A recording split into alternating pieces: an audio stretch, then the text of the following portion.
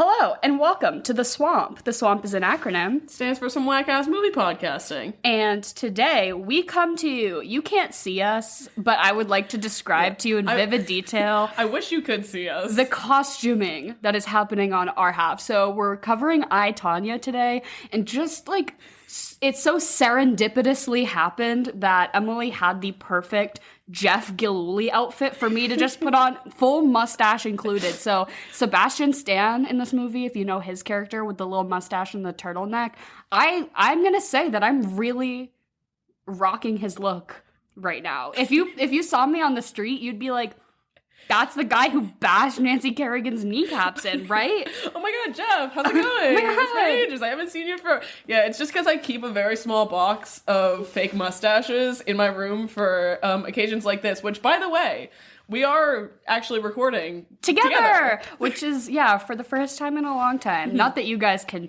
tell. I mean, maybe you can. I don't know. If you're devout. But also, you're in a beautiful windbreaker, yes, a la the late 80s. Yeah, you can't see it, but you can kind of hear it. Today we're covering the 2017 film, I, Tonya, for our kind of unhinged, chaotic month. Mm-hmm. And I definitely think this movie qualifies within that. I know we had tossed around doing this during our, Unhinged Women month, and it didn't quite make the cut, but I'm really happy that we're talking about it now, because this was really one of my favorite movies that came out that year, and I think both of us expressed that we hadn't really watched it since then. Mm-hmm. And, rewatching it, I was like, oh, shit, yeah, I remember why I liked this movie so much. Mm-hmm. I am absolutely in love with Margot's performance in this. Margot Robbie plays Tonya Harding. And she just did an absolutely incredible job. To me, one thing that I took away from this was that you could really tell that she cared a lot about this character and portraying her super well. It just hit home. She did, I believe, co-produce this movie. I think, yeah. Yeah, right. Or at least, what is it where you just give a bunch of money? Yeah, produce. EP, executive producer. Yeah, anybody can get EP credits if you just, give a ton of money. That's why Brad Pitt has EP credits on, every good movie ever made, because you're just I'll donate $3 million, just put my name in the credits. But, obviously she was, there and doing more than just giving money, because she's literally in it. But yeah, she did a lot. Yeah. We'll get into it, but... I do agree, though, that you can tell that she, put her whole self into playing this character. I know that she even went and, met with Tonya Harding beforehand to be hey, if I'm gonna play you, I want to meet you. But do you consider this to be an Oscar snub? Yes, 110%. I think it was an Oscar snub. Like I said, it's one of those things, you can tell that she put all of her effort and all of her energy into this movie, and I just think that she was a lot better than Frances McDormand, who won that year for 3 Billboards Outside of Ebbing, Missouri. Which was, a fine movie and was a good performance. And, yeah, no hate to Frances. she definitely deserved recognition for that role. But I think that one scene where fucking Margot Robbie's looking in the mirror and, crying and smiling absolutely crushed any other performance, that whole year from anyone. Are you fucking kidding me? Yeah, I don't know about you, but for, I don't get, emotional watching a lot of the movies that we cover, but this one kind of hit me in my chest a little bit. Yeah, a lot of people describe this as a black comedy or a dark comedy movie. I think it was nominated under musical/comedy at the Golden Globes. Really? Somebody can fact check me on that. That's just me pulling that out of my ass. But this movie does have its highs and lows and its funny points, but in no circumstance would I consider it a comedy. This movie's fucking gut-wrenching. It's as much as it's about the incident with Tonya Harding and the kneecapping and the triple axel and those important parts of her career. This is literally a movie about abuse. 90% of this movie is about the abuse she endured throughout her life and how that affected her career. So it's such a minuscule amount of this movie is actually dedicated towards those well-known events surrounding her. It's all just all her getting beat up by her mom and her husband, which is really hard to watch. Yeah, it was a lot. It was really a lot. And the low lows make the high highs even when she does, land the triple axel or when she is doing well in her life, you're oh shit, that fucking sucks, because you're gonna go home and get the shit beat out of you. Yeah, and it's one of those things, some movies, bring you down to sort of build you up. This one did the exact opposite, where, very much, in the first act, it, builds you up to, bring you back down. Because for me, it was the scene where she's competing at the Olympics and she's crying because her lace broke and everything like that. Like, that scene into immediately the courtroom scene where they're telling her that she is never allowed to skate anymore, I found, like, just crushing. Yeah, I would say that the first act of this movie is my favorite part of it. I really like all the expository, seeing, you know, the foundations of what had happened. I think that's just also where we get the most Allison Janney, which is just my personal favorite part of this movie. And then I would say that maybe it loses me a little bit in the second act because it's just a lot of, like, discussion about the kneecapping, her doing competitions and either doing well or not doing well, and I don't really care. And then it's, like, the end that draws me back in is like, oh, that was all, like, with a very specific goal in mind, and it was for those two scenes, which, like, really make me ignore any distraction that I had. I'm trying to be really serious right now, but I do have, like, a fake mustache taped to my upper lip. I just want everyone to know I'm, like, making deep eye contact with Emily, trying to talk very seriously about this movie, and I'm, like, stroking my little fake mustache. I'm trying really hard to keep it together. I'm going to say, though, Sebastian Stan, I might also argue, is kind of an Oscar snub. He didn't even get a nom for this, and I think he's fucking great in this movie. Oh, yeah. Well, like, you and I were talking about this while we were watching it, that I forget that Sebastian Stan is a good actor. All the time. Like, a really good actor. Because he's, in Marvel movies. Yeah, because he's in Marvel movies. Which, not to, like, say that, like, Marvel movies discredit an actor. They don't. But I think if that's kind of like what the thing you're known. I mean, I know he was in, like, what, Gossip Girl or whatever before. I don't know. Was he? Yeah, I think so. I think he played somebody in Gossip Girl. Yeah, probably. Yeah, that sounds right. But, like, to me, if I know an actor from, like, Marvel, that's just what I'm like, oh, Chris. What's his name? Hemsworth. Chris. Well, I mean, yes, Chris Hemsworth. Chris Hemsworth, but also, who's the one from, who's Captain America? Chris Evans. Chris Evans.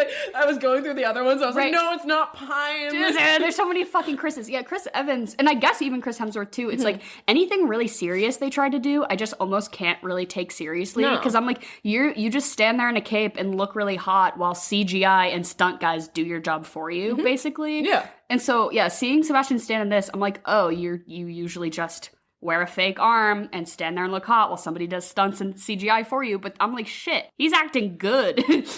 Yeah. I'm gonna throw out a hot take in this. Maybe it's not a hot take, but it feels like it, and I'm nervous to say it, is that while he stands there and looks hot in Marvel movies, he was pretty hot in this. We are both mustache apologists on behalf of Sebastian Stan, because everyone out there who's saying no to the stash, I am pulling the weight for stash lovers, because him in that turtleneck with that mustache, goddamn, why? I'm like, you can bash my kneecaps in, sir. Okay, maybe I shouldn't have said that. Just kidding. I'm sorry, Nancy Kerrigan. I didn't mean it, but I'm like, okay, he's hot in those Marvel movies just because he's always, like, kind of dirty and sweaty, and, like, has a metal arm, which is kind of intriguing. Doesn't even hold a candle to what's happening. He's, like, abusing his wife, and it's not hot, but I'm like, it's the mustache. Yeah. It's the fucking mustache. It's fully a porn stash, too, is the thing. Why is it working? That doesn't work for anyone. It is working hard here, though. That stash is putting in the work. Yeah. He gave a performance, and that mustache gave a performance. She was her own character. And do you remember, like, last month, we're like, yeah, no, the snow is her own character. The mustache is her own character. The mustache should have got the nom. The Oscar snub was for Sebastian Stan's mustache. Oh my god. Okay, she's falling off my upper lip, so I'm gonna have to remove her. Put her on the mug. At the peak of mustache conversation, I simply must remove her from my face. It's because she heard us talking about Sebastian. She just misses him. She's trying to crawl back home. You're just not the same. I'm sorry. I know. But if any of you wanted to see a photo of me in my full Sebastian Stan getup, please go to our Instagram. It's really fucking funny. But should we give a bit of a recap. Yeah. So this is like based off of a real thing, a real historical event. If you didn't get that, this actually happened. This was a very big deal. But this was also, I believe they put one of those disclaimers at the beginning that this is like an interpretation of interviews of the people who were there. So I don't think this movie is claiming to be like an entirely accurate representation of events. I think it's more about like objective truth and unreliable narrators and people like, because it cuts away kind of mockumentary style to these sort of older Tonya and Jeff, which still Margot and Sebastian, where it's like supposedly they're talking directly to camera and they're kind of telling each of their side of the story, and then we're kind of seeing through flashbacks what had happened. So I think the movie's trying to be more like this is their experience of what had happened, and it's not promising to be true or untrue. It's just what they had said. You know what I mean? Yeah. But basically Tonya Harding was a figure skater in the late 80s, early 90s, who all her life, her mom was pretty abusive and really pushed her to be the best, and they were kind of poor and didn't have a lot of money for her to like have nice costumes or anything, so she always felt like she had to work twice as hard as everyone else. And she kind of had an attitude and didn't really want to play by the rules. She didn't know why she had to look pretty or present herself in a nice way, because she's like, I'm the best skater, so why can't I just be treated like everyone else? And that kind of followed her throughout her career, that she was kind of seen as this like redneck, gritty girl who doesn't want to, be polite and proper. And then her boyfriend, who then husband, and she had a bodyguard who was like a friend of the boyfriend's.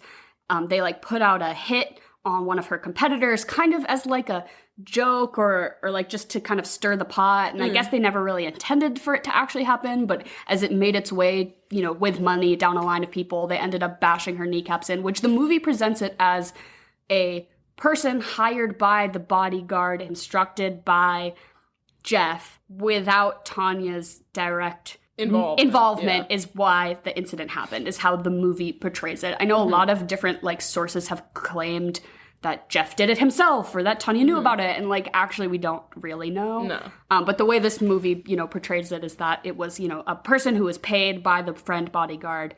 But then obviously everything kind of goes to shit. She's in the Olympics, she places 8th, and then she can never skate again because she did a crime. Yeah. That's kind of a really vague overview of just the whole event. But the movie follows her from basically age 3 all the way to 23 through her performance at the Olympics. And then her arresting, where she didn't go to jail. She was just had a big fine she had to pay, and then they barred her from ever skating in the U.S. Association ever again. Yeah, which is, yeah. Like I said, the courtroom scene was hard to watch. It's just, like, could you imagine? Because we are her age when all of this happened. 1, could you imagine being involved in that? And 2, like, now you have to figure out something new with your life. Right. And like, we both went to college. Like, we've been working towards, one thing for a very long time. I mean, it's certainly not the fucking Olympics. No, but it's not the Olympics. But, like doing, like what if my life got, completely derailed. Completely derailed right now, I would feel so fucked. Could you imagine her circumstance? Yeah. I mean, and they do show a very little bit at the end that she, I guess, tried, professional female boxing for a while to just kind of use her, clout and her fame to just stay in the spotlight and make enough money. But then there's a nice little, text thing at the end that kind of rolls through and kind of explains what she does for her job now, where she lives, kind of where all the players in the story ended up. And I mean, they all just have kind of normal lives. She's got remarried and has a kid. Yeah. Jeff remarried and has kids. She doesn't talk to her mom anymore. But I guess it said that she does landscaping and she builds decks now, I guess. Her. Which, I guess good for Tonya Harding. One thing that I keep talking about how this movie made me emotional.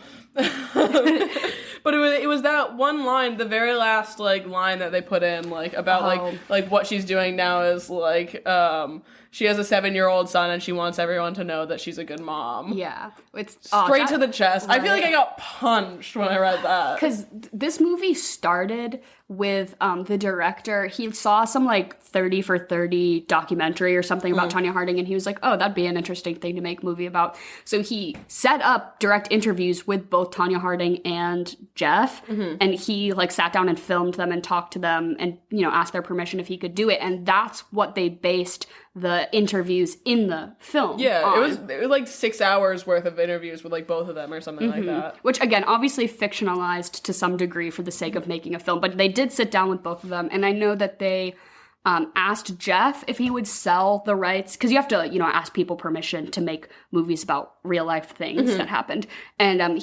because people usually want money if you're going to make a movie about them. They're like, yeah, you can, but not for free. And he was like, oh yeah, I'll sign anything. You don't have to pay me a cent. That was a horrible thing, and I don't want to make any money capitalizing off of that horrible thing I did. So he just signed away his rights to his name and his story or whatever. And I think they paid her only like $1,000 or something. And I think she maybe over the success of the movie got paid a little bit, but she didn't make a ton of money from this. Like, if you look up how much money did Tonya Harding herself profit from this movie, it's really not enough, in my opinion, to make an argument about, like, glorifying a bad person in a movie that's they're then going to get to capitalize off of, which, yeah, maybe she could with, like, public appearances or whatever, but I don't think this movie's trying to make her look like a good person or even really a sympathetic character. There are times in the film that I do sympathize for her, but I don't think that this movie's trying to like exonerate her of her crimes or like argue that she was a good person or deserved anything that she didn't get. I think at the most it's trying to tell her perspective. And or that's it. Just like introduce the concept of like every story has so many sides and you don't know like what objective truth is, I guess. They really laid that on thick at the end. And it's like, yeah, both of them could be fucking lying and this could be completely a different thing that actually, like, we don't know what actually happened. And that's why I'm like, well, you can feel bad for her, but it's only because you're seeing her side, you know? I also felt bad for Jeff at some points. There were times when I was like, oh, that fucking sucks. You know who I never once felt bad for? The fucking bodyguard. Sean, the bodyguard. I think I looked at you and said, I'm so pissed, like... You, like, left the room once. I think it was maybe to pee, but I was like, is Emily so frustrated at this character right now that you stormed out? Because truly there were times that... Imagine if I just got in my car and left. Right. The time that I felt the most frustrated is when he basically reveals to Jeff that, like, yes, this whole thing was me, and I did do it. And Jeff is, like, about to hit him, and Sean kind of turns his back, and Jeff walks up behind him as if he's going to beat the shit out of him, and, like, he has this little glimmer of restraint, and he turns around, and I'm like, you never had that for a second with your wife, who you beat the shit out of constantly through this whole movie, and now you actually have a legit reason to like, fucking kill someone. I mean, maybe not kill him, but, like, at least, you know, rough him up a little bit. And this is the moment you decide to, like, hold back. That's the most frustrated I was ever in this movie. No, I entirely agree with you. That character just made me so mad because of the delusion of it all. If I was Jeff, I would have been in jail. I would have been in jail. You could have caught these hands, Sean. I guess the lesson there is, like, you can have stupid friends, but don't give them $1,000 to put out a prank hit on your ex-wife's skating competition or anything to that degree of severity. That's a lesson we can all learn from this film. One other delusion that is within the context of this film is pretty early on.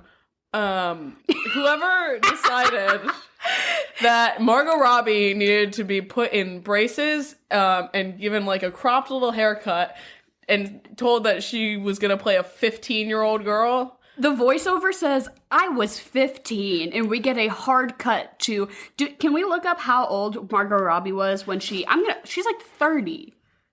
She has to be 30. I think she's older than 30, probably. She's 31. Okay, she's 31, so and this was like 5 years ago? So she was 27. So, yeah, not okay. Her and Sebastian Stan, they cut from McKenna Grace.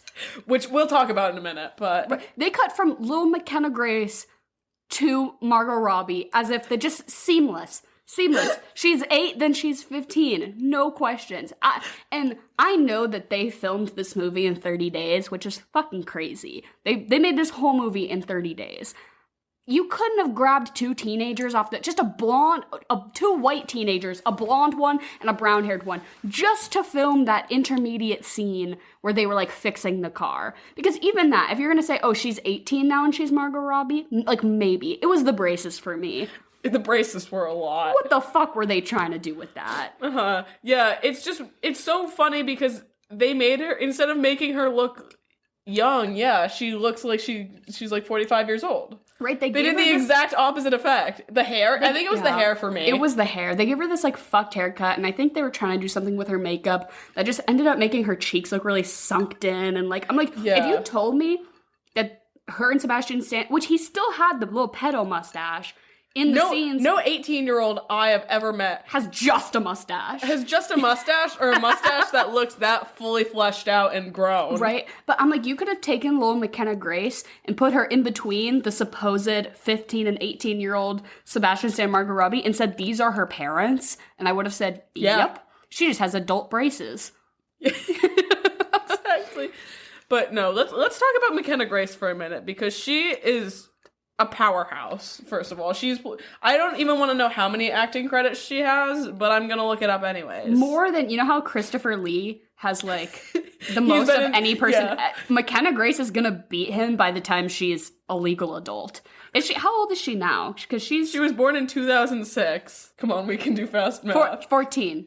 Like, she's 14 years old, and she has so many. This is just on IMDb, and she has 93. That's fucked up. She has well, because if you have a blonde character in your show or movie, and you need a younger version, you just get she's number 1 on your fast to call list.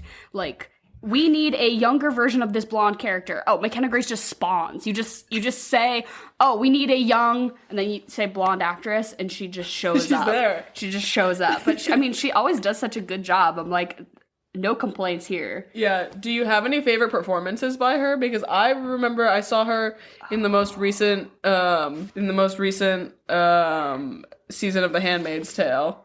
I thought she was insane in that. This really does stand out to me. I also really liked her in Troop Zero a lot. Oh, okay, yep. I remember she was in The Haunting of Hill House, too, which I really liked, and I thought all the casting in that was really good. Yeah. Also, what was, in Captain Marvel, she was only in it for, like, a second, and just that, like, scene of, like, that's all you needed. Girls always get up. But I'm like, yeah, Alison Brie, a blonde actress, and they were like, okay, McKenna Grace is just on standby.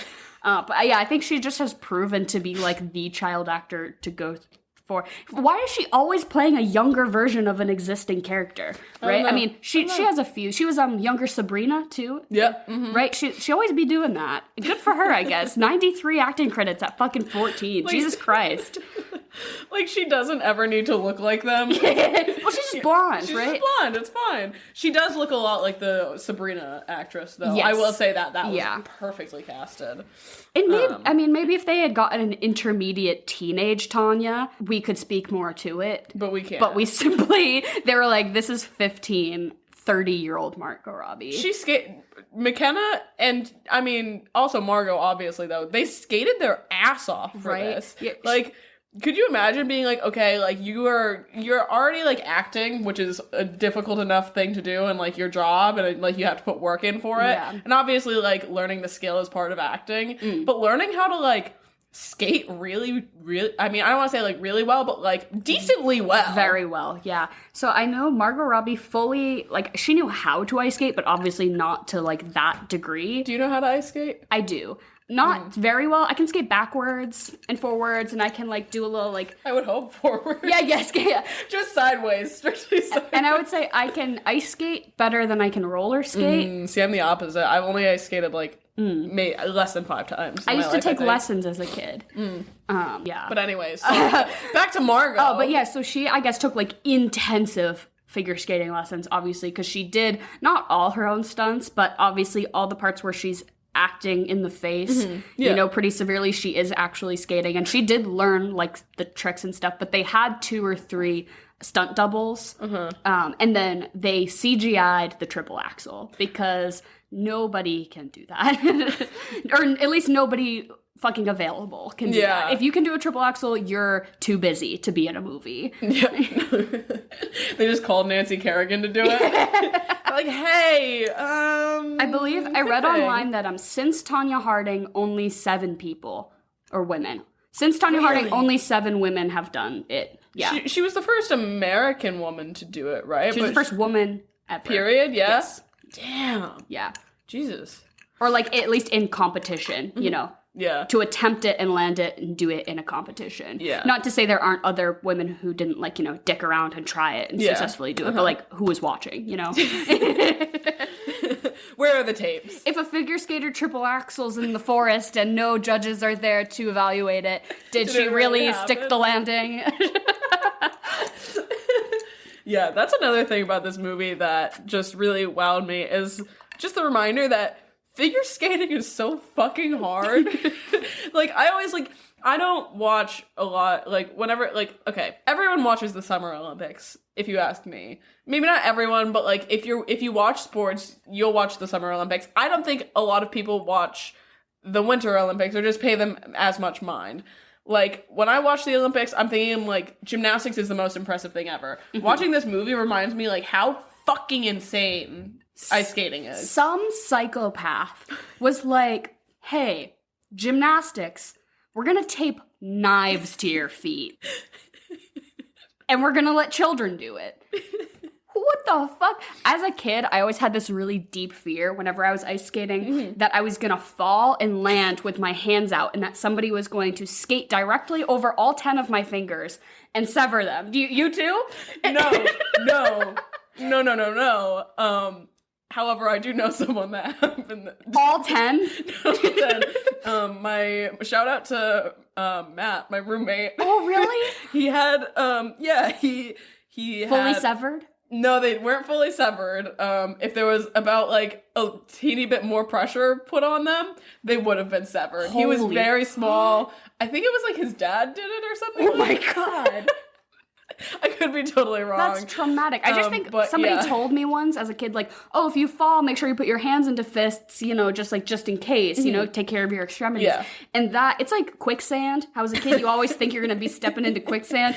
Every time I fell, I was like, tuck the fingies. Like, I wouldn't protect any other part of my body, but I'm like, tuck the fingies because all 10 of them are getting severed no matter what. But yeah, literally gymnastics with like knives on your feet. So fucked up. And every time she would spin, like, I would like get a little queasy. And I'm just watching. I'm just watching in a movie. Yeah, no, that is the most insane thing to me. Like, do you know how dizzy you have to be? How do you train your body and your brain? Like, do you close your eyes? Does that make it worse? I don't know. I don't know. I feel like I wish I had someone, some like figure skater, yeah, semi-professional ice skater here to just. Right. If you told me right now to stand up and spin around in a circle 10 times and then walk in a straight line, I'd fucking fall on my ass.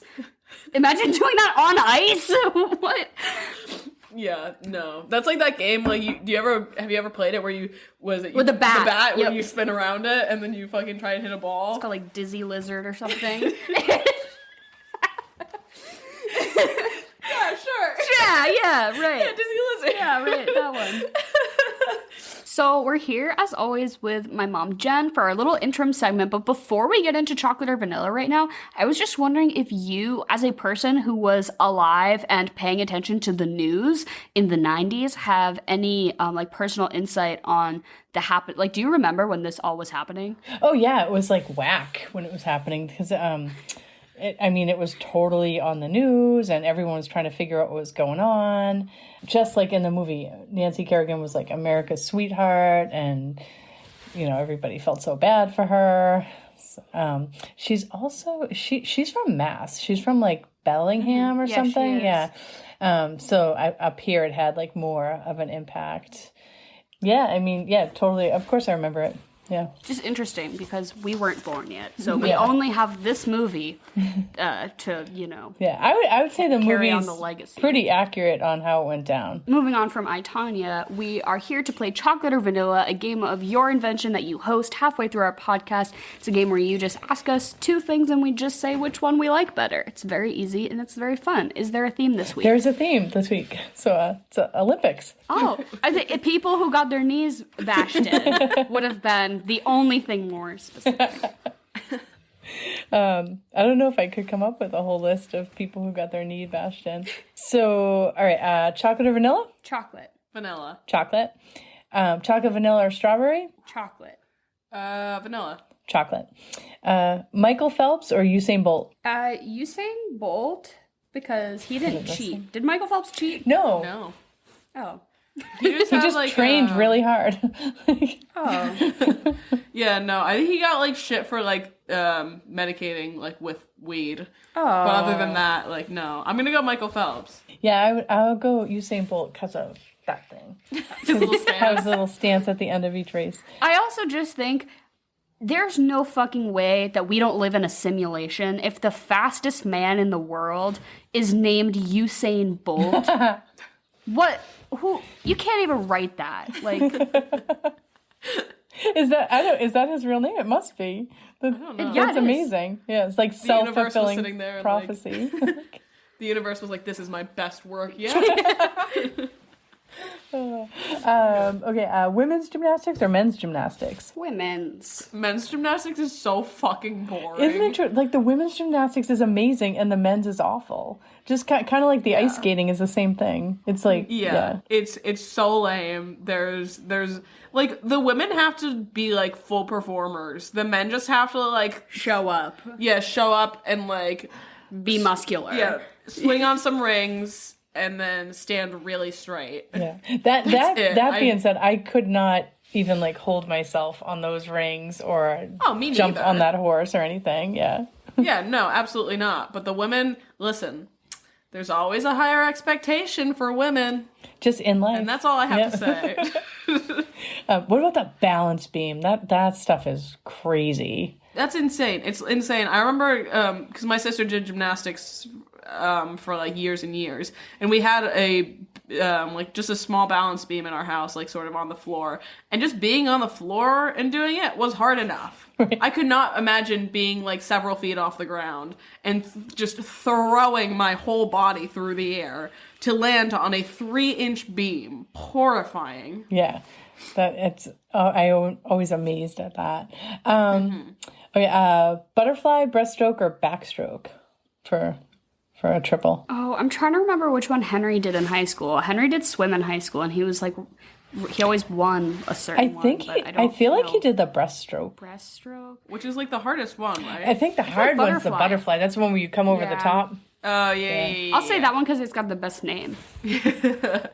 I like the backstroke because you're just fucking backwards. Like, fuck it. Swim backwards. It's like running backwards. Could you imagine like competing my and God. running backwards? They should have that. Go backwards one. I'll go with butterfly because I think it looks impossible to do.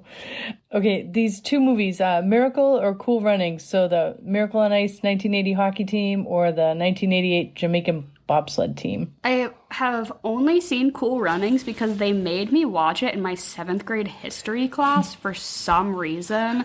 I don't know, but we got to miss like 7 days Because it was of history class. from the 80s.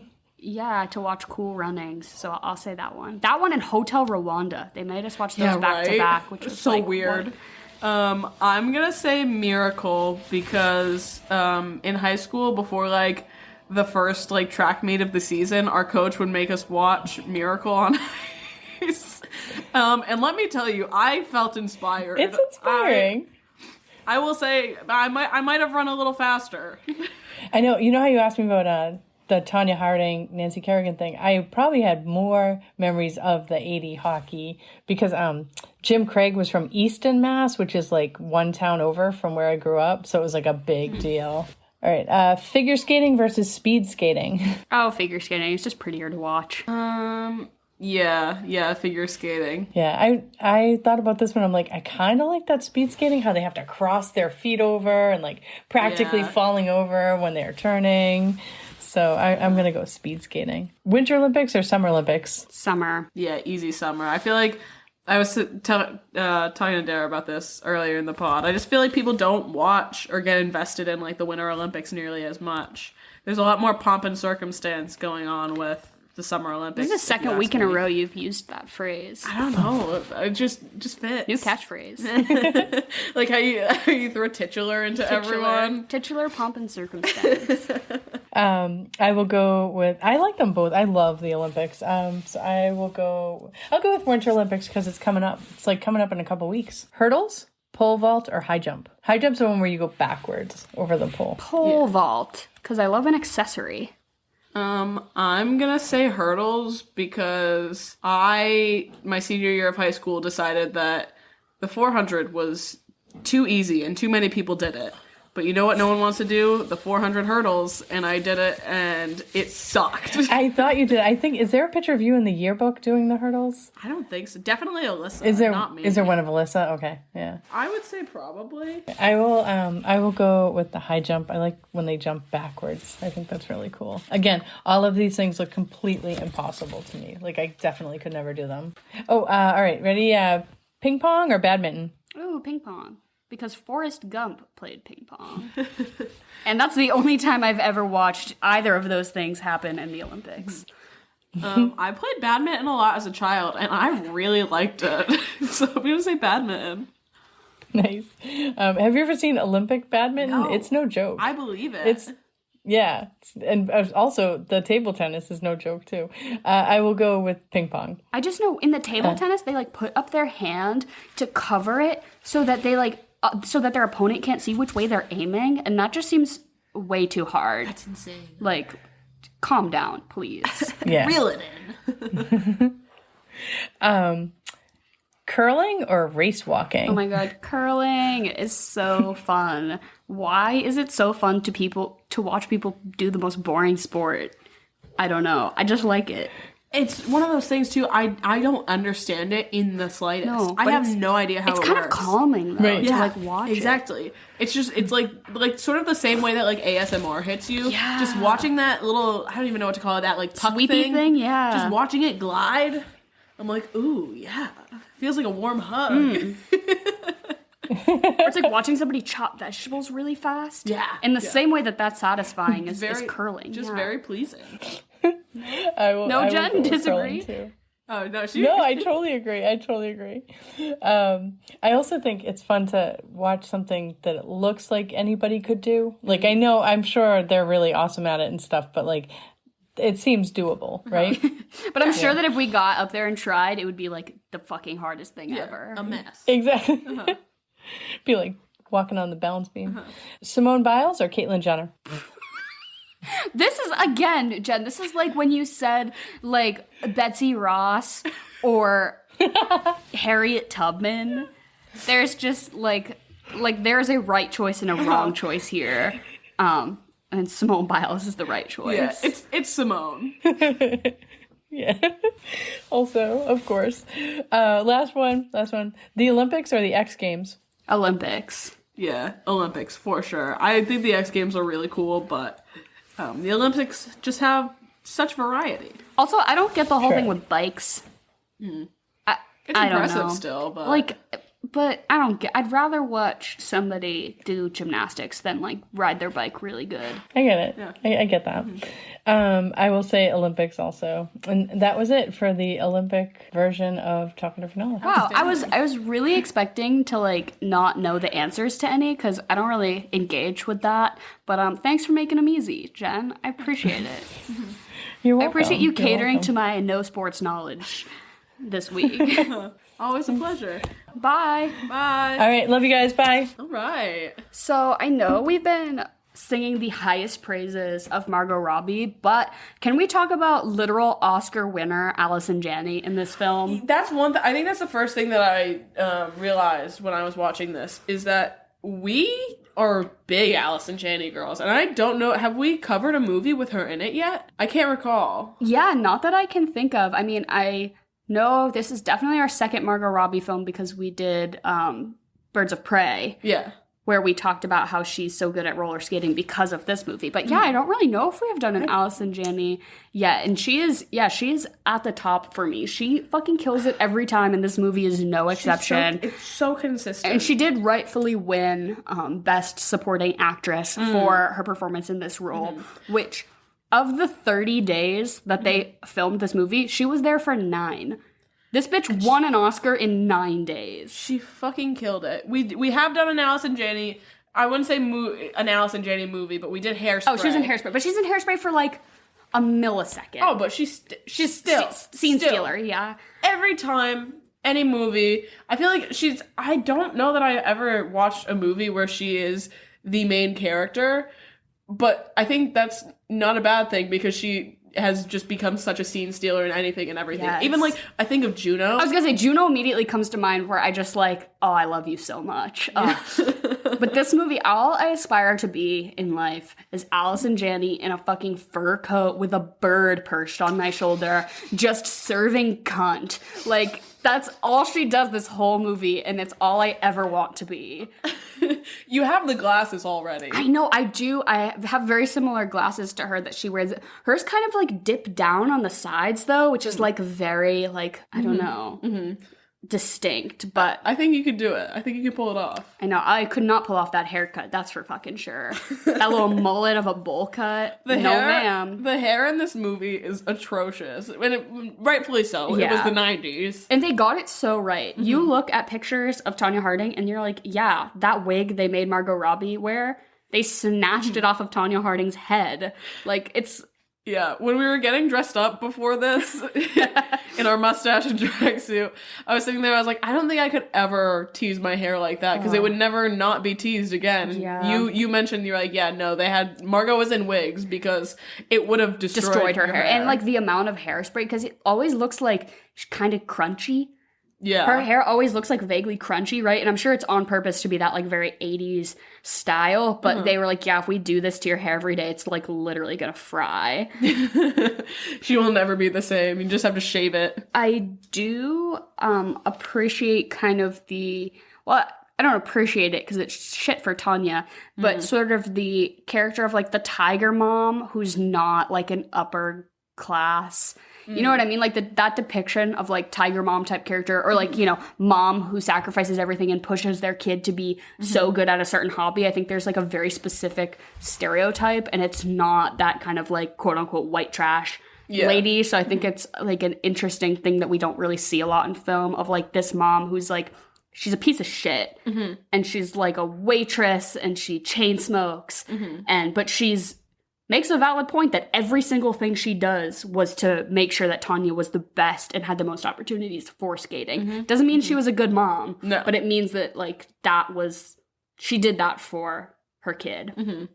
And the relationship between the two of them certainly adds that dynamic, because you get obviously the abusive relationship with her and her husband, but first we get the abusive relationship with her and her mom to kind of build that foundation. So then once her boyfriend starts hitting her, she's like, well, this is like what I learned. My parents hit me and they love me, which is just like such a real thing that I think a lot of people have, especially people who like have dealt with like the cycle of abuse. Yeah, no, they did, the way they portrayed it, and because I mean, she does say that, like, my mom hits me and she loves me. Because they use, like, they break the fourth wall a lot in this movie. Maybe not, like, a lot, but definitely, like, a fair amount. A fair amount. And a lot of it was in those sort of scenes where Tanya's getting beat up, and it does make it, I think part of it, the way they did it that way, is to make it a little more bearable to watch. Yes. Yeah. Because if they didn't, like, it's already hard to watch. Yeah, especially, and she'll like do like a snarky comment or something that could like maybe be perceived as funny, but like when it's freeze frame, like mid fist to the face, you know, it does kind of break it up in that way. And that's really interesting. They carry that through the very end, where the last 2-camera thing is when she's boxing and she's on the mat with like the pool of blood around her face, and she speaks to camera, and then she gets back up. So she's always getting hit, speaking to camera, like kind of addressing the audience. Yeah, I never thought of it that way, but it definitely is to kind of break up those scenes that are like a little hard. But I think that if we can take away anything from this film, it's that you should never try too hard. If you have like a hobby, keep it a hobby. It doesn't have to be a passion. Yeah. Do everything at like a 6 out of 10. Tonya could have been like a pretty okay figure skater, and then everything would have been fine. Yeah. So, like, don't get too invested. That's just really bad advice. I'm just trying to, like, justify. Moderation is important. Right, yeah. Don't do anything at don't put in 110 for anything. Like, rest at a 70. Yeah, that's what we do for this podcast. Yeah, we rest at a 70, I would say. We occasionally dip to 40, and on a good day, 85. I'm just sorry. I'm looking at your notes, and it says, "What is this? Hold on, where is it? This is Whiplash for what does it say? For the girls." This movie's just Whiplash for girls. Yeah, because Whiplash is again going 110% balls to the walls movie. But you're right. This is for the girls. Yeah, if he had just been like accepting of just being kind of an okay drummer, he would have been a lot happier. Do it at a 70, bro. This movie is Whiplash for girls. I think it has less of that like mentor-mentee tension and more like the tension she felt with the system, I guess. But I still the genre of movie of like person who is so dedicated to a specific, like, I don't want to say craft, but like, you know, profession or thing that they do, that it like basically tears their life apart, is always a little bit appealing to me. Like Black Swan has a little bit, definitely Whiplash, this movie. I know there's a new movie out called The Novice about a rower that I would like to see, because it's still like that kind of, you know, she's in that vein. Yeah.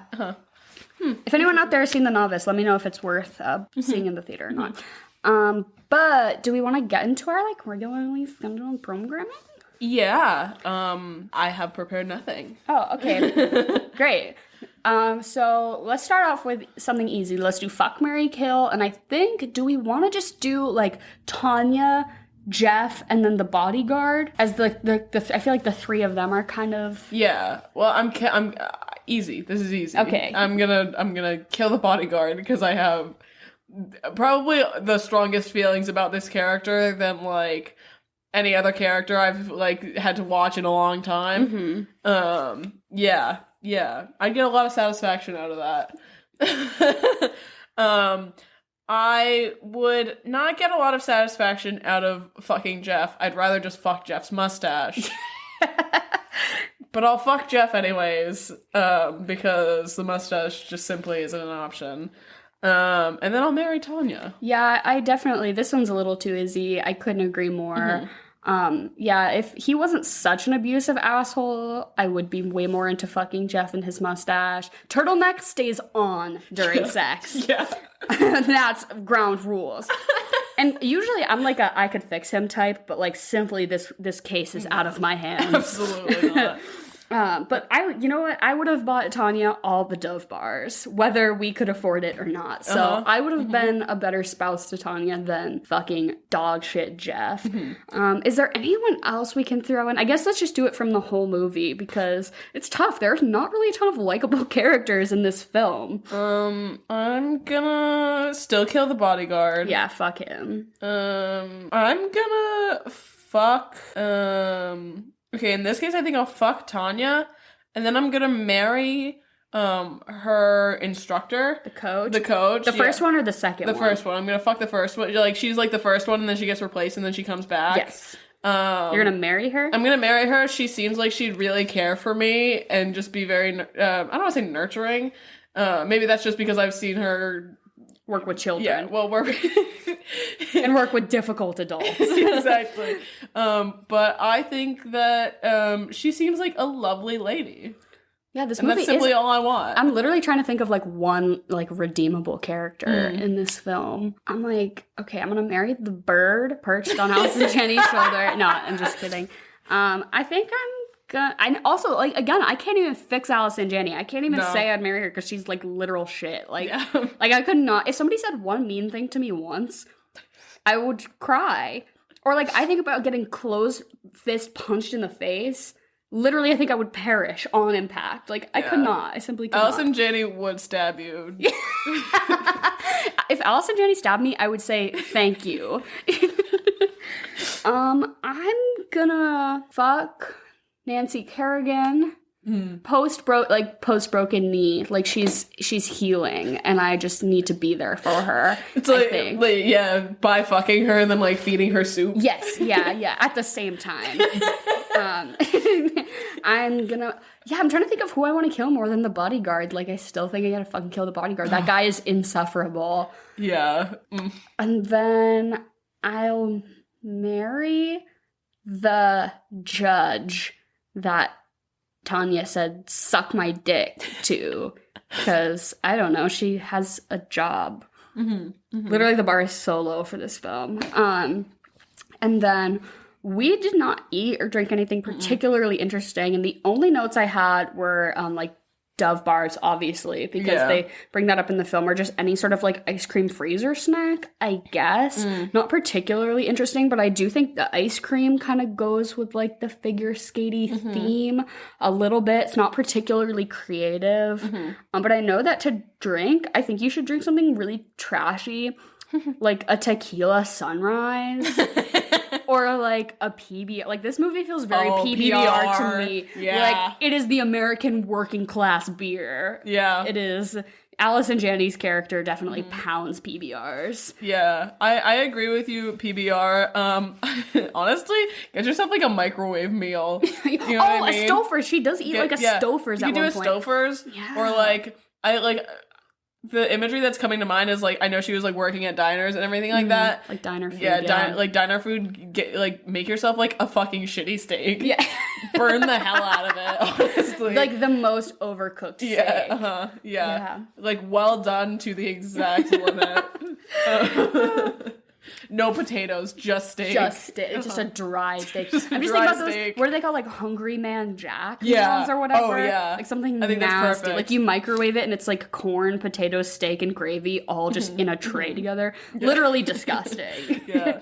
Did you ever have kid cuisines? I was just about to say. As a child? Yeah. Oh, yeah. Maybe get some kid cuisines. That could be really fun. Yeah, like make it at least like a little enjoyable for yourself. Get your favorite kid cuisine. What one did you like? Because it was obviously the chicken nuggets for me. Oh, yeah, chicken nuggets and mac and cheese. I always just specifically liked like the pudding or the brownie or like the pudding that got a little solid, so it was somewhere in between a pudding and a brownie, and then it came with a little packet the of sprinkles that you put on top. Yeah, that was my shit. That blue plastic, the dye in that blue plastic probably seeped into that food, and that's why we are the way we are right now. It's like that's why my brain is literally rotten. It's from the blue plastic from kid cuisines. Yeah. I ate them too frequently because my mom worked. Yeah. And then to follow it up, I only had 2 thoughts. Okay. Head empty, 2 thoughts. I don't really like sports movies. Okay. But I do like Rocky. I like the first Rocky film, and I think that this movie ends on the fighting note. On the female boxing. So you segue right into Rocky. Not super strong, but it's like 2 sports movies that are like just about interpersonal relationships as they are about the sport. I would maybe argue. Again, I was literally just trying to think of a movie other than Mighty Ducks that I like that's not like sports. Yeah, if you want to also segue into like the interpersonal relationships sort of sports movie, you could be really depressed and watch $1 Million Baby. Oh my god, that's a lot. It's a lot. That's too much. Yeah. Like I said, I think the only time I've ever watched that movie was I watched like the last 40 minutes of it when I was like maybe like the saddest 40 minutes of any movie. I was maybe like 7 years old. I wandered into my grandfather's room. Oh my god. And just sat down and watched the end of it. And I've never seen any of the other part of it. Okay, but $1 Million Baby isn't a sports movie. It's a euthanasia movie. We've definitely talked about this before. But I do like the Mighty Ducks a lot, and that's about ice skating. So if you want to like really brighten up your note, watch the Mighty Ducks, I guess. But this movie also really makes me think about the American Crime Story series about O.J. Simpson, Trial of O.J. Simpson. kind of that whole, like, there's two sides to every story. Not so much with OJ, because we're, like, pretty sure we know what happened there. But I think that series did a really good job of, like, picking apart how every different party felt and how, like, everything was constantly kind of in flux about, like, what is objective truth. And also, like, a true crime thing that did happen that I think was done really well. I have this, like, weird... I don't really like biopics about people who are still alive. I think that's really weird. Like, the new King Like, they Richard have movie... to be dead. They have to be dead. Right, but, like that new movie about Simone and Venus and Serena's dad. I'm like, he's still alive. Like, why are we making biopics about people who aren't dead? I don't know. Maybe that's controversial. No, but... I get what you're saying. It feels like it needs to, like, be in memoriam, you know what I mean? It's like, oh, like, remember how amazing they were sort of thing. I'd say one that you certainly could follow it up with is... you go and you watch Frances McDormand's performance in Three Billboards. Oh, yeah, then you do a direct comparison, and you realize how much she was fucking snubbed. Yeah, no, I think that's what I'm going to recommend you do, because it is a very different movie. And I just don't feel like one sports movie after the other. Yeah, I agree. I mean, it's not for me, maybe it's for you. This is hardly a sports movie, too. Yeah, and it's still, it's really pushing that. I would also say maybe the Birds of Prey would be a good one after this, because that's another really good Margot Robbie performance, and she roller skates a lot in it, which is, like, interesting, and I know she does a lot of her stunts in this and in that, and also she's just a fucking powerhouse. Literally go watch any of her movies. Go watch Wolf of Wall Street. In the same vein, I think you could just pick whatever your favorite Alice and Janney go watch Juno. Right? I feel like I've suggested Juno too many times, so I won't directly suggest it, but... Go watch your favorite Alice and Janney movie, and if it's not Juno, then you're wrong. But, and what would you rate this? I'm gonna give it we usually don't do halves on this. Oh, I do. I feel like I'm usually, like, a solid number girl, but I want to say 7.5, because it's not a movie I, like, return, like, I don't watch this frequently. I wouldn't put it on my favorites, but just watching it now, it did remind me of a lot of the reasons why I love watching movies so much. It's like, everything was there. The soundtrack was fucking banging. All the performances were awesome. The story was, like, really reeling me in, and I love that feeling of being like, yes, this is why I love watching movies so much. And I do think it was one of the best movies from that year. Again, I wouldn't consider it one of my favorites or anything, but, like, having come fresh off of watching it, I'm, like, very pro Tonya right now. So I'm gonna give it a 7 out of 10. No. 7.5. No, I totally agree with you. 7.5. I don't love it enough to give it, like, the 8. I feel like I reserve, like, things high, like an 8 for, like, a movie that I'm, like, I have, like, pretty strong feelings about. And I definitely, like you said, like, coming fresh off of it, I have a lot of strong feelings about it. But then, like, 6 weeks from now, ask me to name my 3 favorite, I don't know, sports movies, and I, like, might not even think of this one, you know? But I think, the performances in this were so standout. The only, like, gripe I really have with it is the pacing, sort of, like, in that second half. Didn't love it. But definitely, like you said, like, it reminds you, like, sort of why you like watching movies so much. Dude. It covered every single base for me, which I feel like is hard to do. It's hard to do. When those first few drum hits of The Chain by Fleetwood Mac hit to segue us into the third act of the film. Are you kidding me? That's when you know that a film is doing it. I was absolutely blown away by the soundtrack for this movie. I looked up... The budget was like, what, $11 million? $11 million. And I know $10 million of those dollars went to the soundtrack. Right, yeah, it must have. Yeah, it's so just like 80s and 90s banger after banger. It's absolutely iconic. And all of the needle drops are fucking perfect. Yeah, the Chain one was definitely... so good. Yeah. So, like, at the peak of the drama, too. Yeah. But I do remember you asking, at one point you said, how is there another hour left in this? Because we basically were just getting to the kneecapping, and you were like, there's still another fucking hour? Yeah. Which is like, really goes to show that I think the first half of this movie feels a lot more rewarding than the second half. But overall, still a great film. Thank you all for joining us for Chaos Month. As if this podcast isn't already chaotic enough the rest of the time. We thought we needed more. So send us your suggestions for future films, future themes, chocolate or vanilla things. I'll try to post the chocolate or vanilla up on our Instagram sometime in the next week, so you guys can all vote on which Olympics things you like better, if that's a thing that you're into. Or if not, understandable, sports are lame. But what's not lame is you. So thanks for listening. All of our social media is in the description below, so make sure to check us out there, and definitely feel free to message us about anything.